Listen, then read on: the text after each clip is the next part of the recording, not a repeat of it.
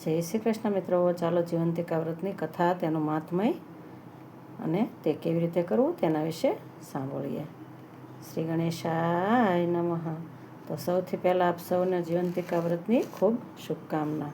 માં જીવંતિકામાં આપના બાળકોની રક્ષા કરે અને આપની બધી જ મનોકામના પૂર્ણ કરે તેવી માતાજીને પ્રાર્થના.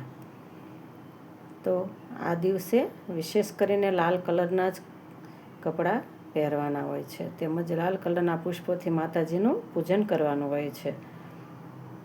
અને સોનાના આભૂષણો પીળા હોવાથી તે પહેરી શકાય નહીં. એક દિવસ માટે ઉતારી લેવા. ચાંદીના અથવા અત્યારે ઓક્સિડાઇઝના જે મળે છે તે પહેરી શકાય. અને આ વ્રત ખાસ કરીને બાળકોની રક્ષા માટે અને બાળકોના ઉજ્જવળ ભવિષ્ય માટે માતા રક્ષા કરે અને બાળકોને ખૂબ જ ઉત્તરોત્તર પ્રગતિ કરાવે. તેના માટે માતાઓ બાળકોની રક્ષા માટે વ્રત કરતી હોય છે. તો જે રીતે કથામાં સંભળાયું છે તે રીતે પૂજન કરી, પછી આરતી કરી, પછી માતાજી પાસે હાથ જોડીને પ્રાર્થના કરવી, હે માં જીવંતિકા, હું મારા બાળકોની રક્ષા તેમજ તેના ઉજ્જવળ ભવિષ્ય માટે આપનું વ્રત કરું છું. તો માં મારા બાળકોને હંમેશા જ્યાં જાય ત્યાં આંગળી પકડી 2 ડગલા આગળ રહેજો અને તેમની પર તમારી કૃપા દ્રષ્ટિ સદાય બનાવી રાખજો અને જીવનમાં ઉત્તરોત્તર પ્રગતિ કરે તેવા તેમને આશીષ આપજો અને જીવનમાં આગળ વધવા માટે યોગ્ય માર્ગદર્શન આપજો. તેમાં જીવનમાં કોઈ સંકટ આવે જ નહીં એવી હું પ્રાર્થના કરું છું. પરંતુ આ તો જીવન છે, કદાચ કોઈ સંકટ આવે તો માં એ સોયની અણી જેવું થઈને સરે, તલવારના ઘા જેવું હોય તો એ માથે થઈને જતું રહે તેવી કૃપા કરજો. આમ પૂજાના અંતે માતાજી પાસે ખોળો પાથરી અને આપણે પ્રાર્થના કરવી. કારણ કે માને બાળકો માટે જે પ્રાર્થના કરે છે તે માતાજી અથવા ગમે તે ભગવાન અવશ્ય સાંભળે છે. માથી મોટું બાળક માટે આ જગમાં કોઈ નથી.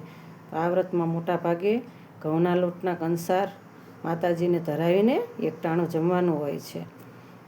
પરંતુ ઘણાની એકલો કંસાર અથવા શીરો, જેને આપણે શીરો પણ કહીએ છીએ, તો લઈ ના શકે તો મોળા ઘઉંને લોટની ભાખરી કરી શકાય, તેની સાથે ચા પણ લઈ શકાય.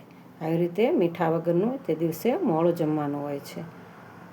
તો ચાલો હવે આપણે જીવંતિકા માની વ્રતકથા અને સાંભળીએ. જય જીવંતિકામાં. તો શ્રાવણ માસના પહેલા શુક્રવારે આ વ્રત કરી શકાય. જો કોઈ અડચણ હોય તો બીજા શુક્રવારે પણ વ્રત થાય, પરંતુ બને ત્યાં સુધી શુક્લ પક્ષના 2 શુક્રવારમાંથી વ્રત કરી લેવું. જો કોઈ વધારે એવું અડચણ હોય અથવા કોઈ તો 3જા કે 4થા શુક્રવારે પણ કરી શકાય છે. તો વ્રત કરનાર સવારે વહેલા ઉઠી નાહી ધોઈ અને 5 દિવેટનો દીવો પ્રગટાવો. ઊભી હોય કે આડી ગમે તે ચાલે. અને ભક્તિભાવે વંદન કરી પ્રાર્થના કરવી. એક પાટલા પર દીવો, પાણીનો કળશ ભરીને મૂકવો, માતાજીને પ્રસાદ ધરાવવો અને પછી પાટલા ઉપર પત્ર, પુષ્પ અને ચોખા અને કંકુથી જીવંતિકા માતાનું પૂજન કરવું અને પછી આ વાર્તા સાંભળવી. તો ઘણા વર્ષો પહેલાં સુશીલ નામે એક રાજા હતો. રાજા અને રાણીને કોઈ પણ વાતનું દુઃખ નહોતું, માત્ર તેમને સંતાનની ખોટ હતી. રાણી ચિંતામાં ને ચિંતામાં સુકાતી જતી હતી. રાણીવાસમાં રાણી ઉદાસ મને બેઠી હતી. તેવામાં એક દાસી ત્યાં આવી ચડી. દાસી સુયાણીનું કામ કરતી, એટલે ગામમાં કોઈને સુવાડ આવે તો સૌ કોઈ તેને બોલાવે. સુયાણી એટલે પહેલાંના જમાનામાં ઘરે જ ડિલિવરીઓ થતી અને નોર્મલ ડિલિવરીમાં તે ગામની કોઈ એકાદ 2 બહેનો હોય જે ડિલિવરી કરાવતા, તેને સુયાણી કહેતા હતા.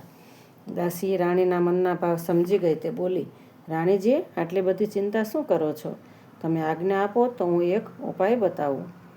ત્યારે રાણી બોલી, આવો શો ઉપાય છે કે જેથી મારું વાંઝ્યામેણું ટળે? ત્યારે રાણીએ પૂછ્યું. દાસીએ બારણા બંધ કર્યા અને રાણીના કાનમાં કહ્યું, જુઓ, ગામમાં એક બ્રાહ્મણીને 5મો મહિનો જાય છે. આજથી તમે પણ સગર્ભા હોય એવો ઢોંગ કરો, પછી આગળનું કામ તો હું સંભાળી લઈશ. દાસીની વાત રાણીને ગળે ઉતરી ગઈ અને પોતે ગર્ભવતી છે એવી વાત ફેલાવા માંડી. આ વાતને 4 મહિના વીતી ગયા. બ્રાહ્મણીએ દાસીને તેડાવી. મધરાત પછી તેને પુત્રનો જન્મ થયો. દાસી બધાયની વિદાય લઈ ચાલતી થઈ. થોડી વારમાં બધા ઘસઘસાટ ઊંઘવા લાગ્યા. એવામાં દાસી પાછલી બારીથી ગોરાણીના ઓરડીમાં બેઠી અને બાળકને ઉઠાવી રાણી પાસે લઈ આવી અને બાળક રાણીને આપી દીધું. સવારમાં આખા રાજભવન આનંદ થઈ રહ્યો. સૌ કહેવા લાગ્યા, રાણીને કુંવર જન્મ્યો. રાજા રાણીનું વાંઝ્યા મેણું ટળ્યું અને રાજ્યને વારસદાર મળ્યો. ત્યારે ગોરાણી જીવંતિકા દેવીનું વ્રત કરતી હતી. એટલે દેવી તેના બાળકનું રક્ષણ કરવા રાજભવનમાં પણ આવ્યા. રાજકુમાર ઊંઘતો હોય તો પણ તેઓ ઓશિકે ઊભા રહેતા. આમને આમ વર્ષો વીતી ગયા. રાજકુમાર અભય મોટો થયો. થોડા વર્ષો પછી રાજા સુશીલ મૃત્યુ પામ્યા અને અભયકુમાર રાજગાદીએ બેઠો. તે ઘણો દયાળુ અને ધર્મિષ્ઠ હતો. પ્રજાને પુત્ર સમાન પાળતો. એક દિવસ તે પોતાના પિતાનું શ્રાદ્ધ કરવા ગયાજી જવા નીકળ્યો. ચાલતા ચાલતા તે થાકીને લોથપોથ થઈ ગયો. તેવામાં એક ગામ આવ્યું. અભયકુમાર ગામમાં એક વાણિયાને ઘરે ગયો અને કહ્યું, ભાઈ, મને આજની રાત રહેવા દેશો? ત્યારે વાણિયાએ કહ્યું, ભલે ભાઈ, આનંદથી રહો. મારે ત્યાં અતિથિ ક્યાંથી? વાણિયાએ અભયકુમારને ઉતારો આપ્યો. વાણિયો પૂરો અભાગ્યો હતો. તેને ત્યાં જે સંતાનો થતા તે માત્ર 6 દિવસ જીવીને 7મા દિવસે મરણ પામતા. પણ વાણિયો બાપડો શું કરે? વિધિના લેખ કંઈ મિથ્યા થાય? વાણિયાને પુત્રનો જન્મ થયા 6 દિવસ થયા હતા.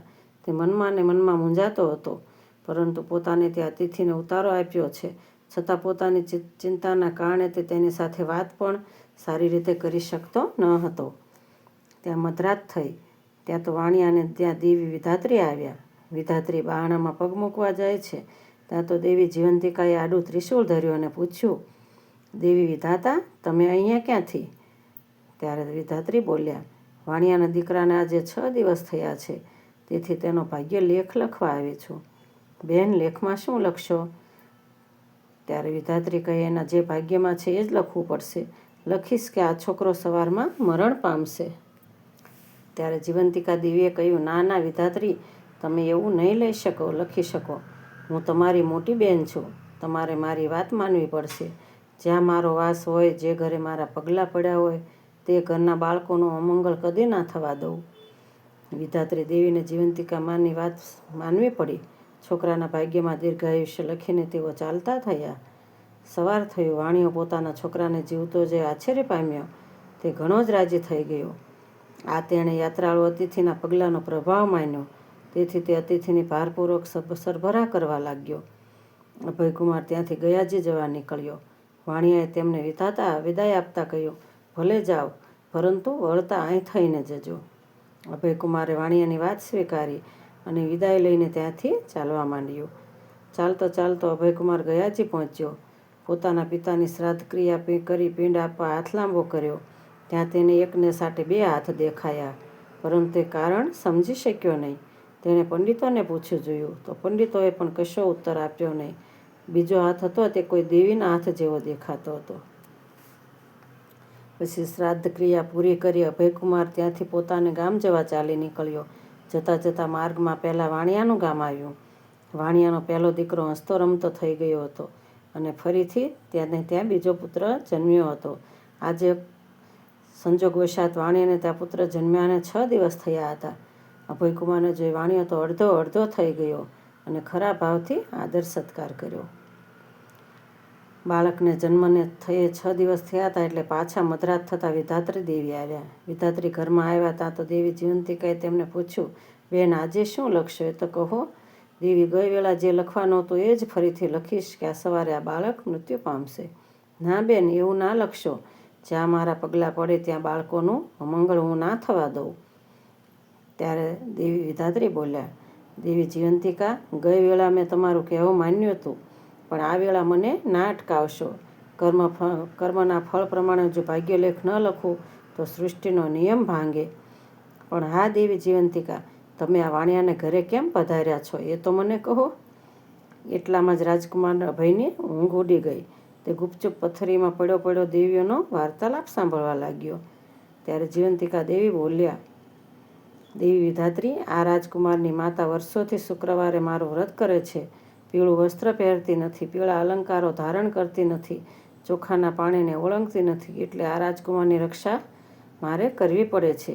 એ જ્યાં જાય ત્યાં પણ મારે જવું પડે છે. પરંતુ આ વાણિયાને ત્યાં મારો વાસ હોય ત્યાં સુધી હું તેના બાળકનું અહિત શી રીતે થવા દઉં? બેન, તારે મારી આજ્ઞા પાળવી પડશે.